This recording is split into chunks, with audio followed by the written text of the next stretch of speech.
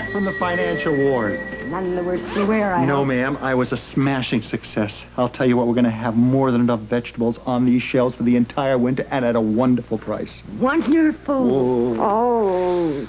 You know what? What? I love being out in the countryside at this time of the year. And the leaves are just, they're just so breathtaking. I know. And the air's so invigorating. It's fabulous. It's my favorite time of the year, you know that? You know, I'm sure that the country life it's no surprise that it's the healthiest way of life. I know that the farmers work hard, but, you know, it really must do them an awful lot of good. Am I being naive? Yes, and I love you for it. You know, it's not surprising you don't have a doctor in this place. Nobody never gets sick. We're not that healthy. But you know what I mean. I mean, you know, illness can sometimes be a state of mind, not a physical disability. Well, that's true, but there are always emergencies. And then there's no substitute for professional medical care. I am sure that there has to be a doctor out there somewhere who would just love to set up a practice here in Pawtuck. Now, all we have to do is find him. Gee, life is really full of strange surprises. You never know what's going to happen, though, do you? Oh, speaking about surprises, I had a very nice one today. Do you remember that woman that came in? She was here about a week and a half ago. She fainted. She returned. What? I know. I mean, it just seems like this place has become a magnet for strangers lately, doesn't it? Yes. Where's the woman now? She went back home. What did she want? She mentioned something about moving here. Dear God. Something the matter with that? No, I was just thinking, you know, it's such a nice little place, Pawtuck. It's a shame to see it start to get overcrowded. Yeah. One more family won't hurt. Oh, and listen to this. Remember that elderly man? He came in here a couple of weeks ago. He was very friendly, and he asked a lot of questions, remember? No. Well, of course you do. You sat and you talked with him. I mean, he was a very distinguished-looking man. He looked like a chairman of the board, or maybe a bank president. Oh, yeah. Yeah, I remember. What about him? An amazing coincidence.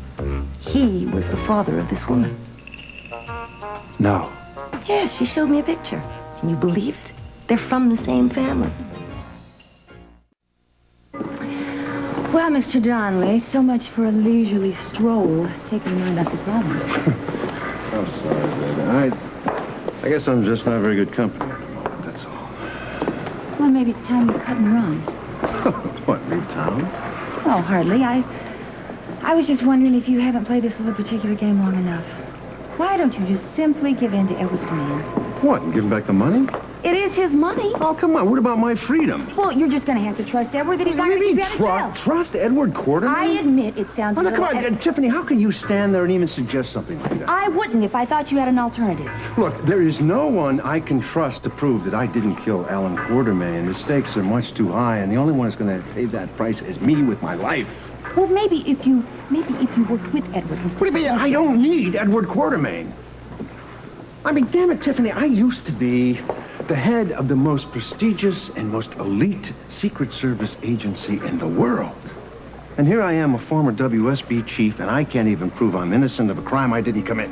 Well, what is it that I have always heard about people who have been set up? They are invariably the last person to see the frame. No, I can see the frame very, very clearly. I just can't find any cracks in it. Well, it's all the more reason to let Edward help you. Look, help in what way? Accept his terms? Whatever keeps you out of jail. Your freedom is far more important than your pride. Oh, come on, John. I have enough money for both of us. Oh, no, I cannot live that way. What way? I mean, being a kept man, I just can't... Oh, Sean, come on. Don't be ridiculous. No, I have always gone my own way. I'm not trying to tie you down. I'm trying to free you. Can't you get it through that thick head of yours that I love you? I know that, baby. I know that. I know it.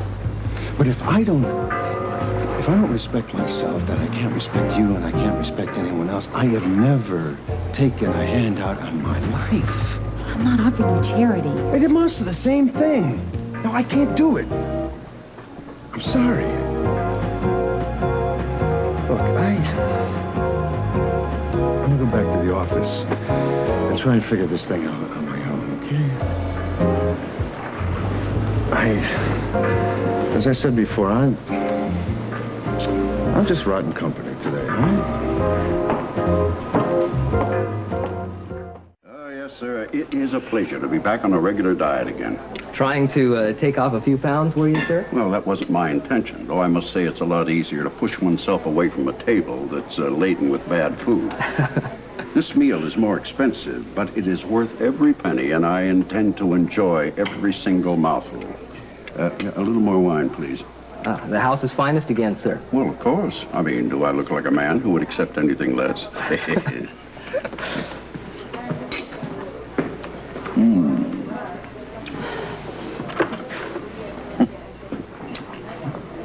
Monica.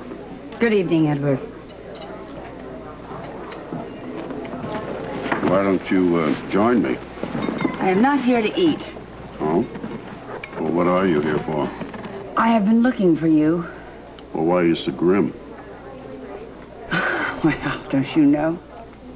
I haven't the slightest idea. We have to talk, Edward, and we have to talk right now. Oh, good Lord, look at the time. I'm late for an appointment. Edward. I'm sorry, Edward. Monica. We're just going to have to chat later. Edward, I'm... Monica, pick up the check, would you?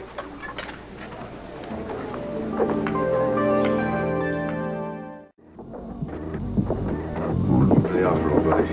I don't think anybody can help you now, except maybe the judge.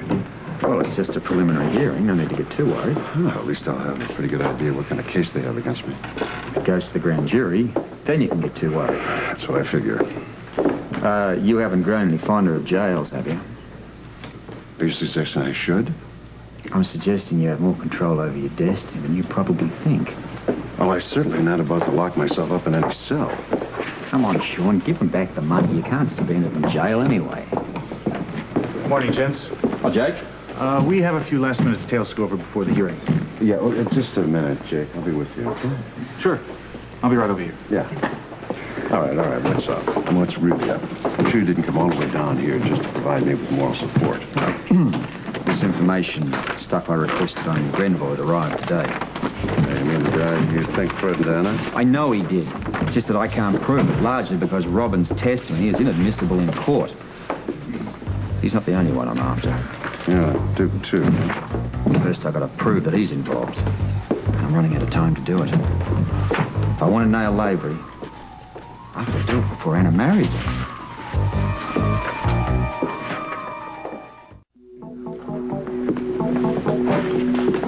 Believe me, it was not a polite request. She demanded that I talk to her right then and there. Well, how'd you stall her? I made some excuse about being late for a business appointment, and I hightailed it out of that restaurant before she could stop me.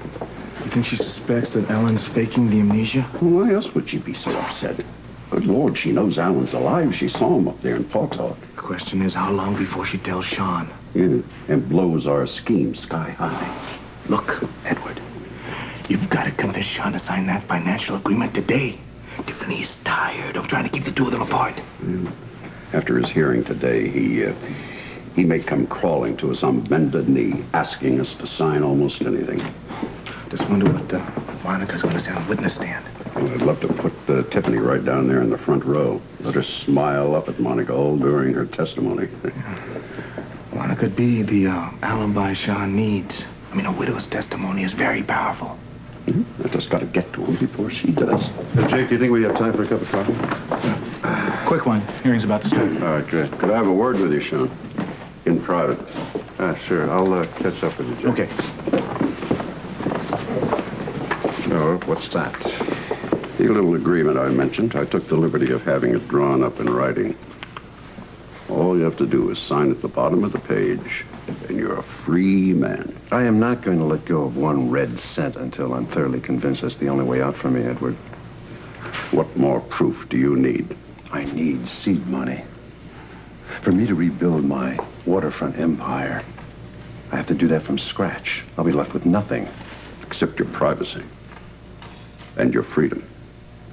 What kind of a price do you put on that? Believe me, all the money in the world isn't going to buy the police off once they toss you in jail.